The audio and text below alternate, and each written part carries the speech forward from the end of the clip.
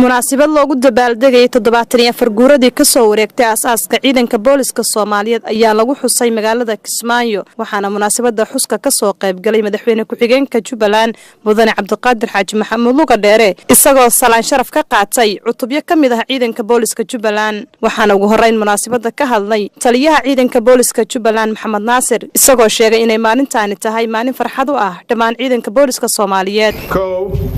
waxaa taariikhdu markay ahayd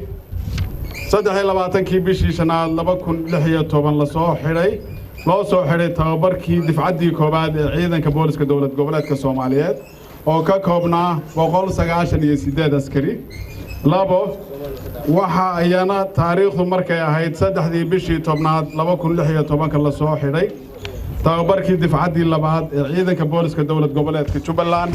oo tiradiisu ahayd 202 waxa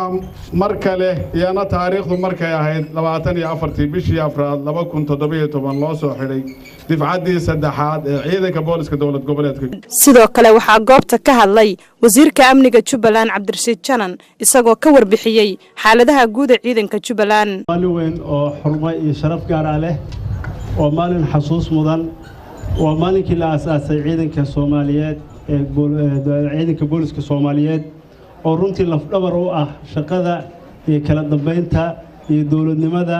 iyo nidaam soo celinta iyo ilaalinta shacbiga nooc walba ay noqotaba waa maalin runtii ah in xilli kasto oo la xasuusto ama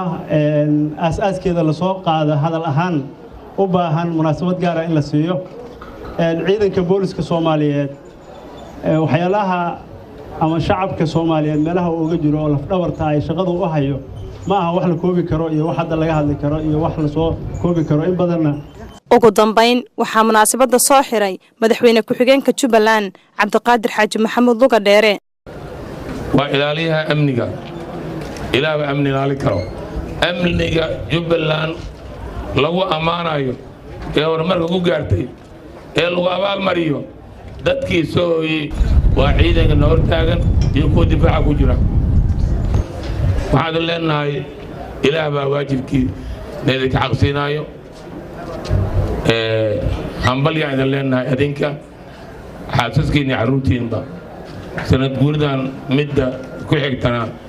nabadgeliyo iyo basbas iyo barwaaqo ku gaara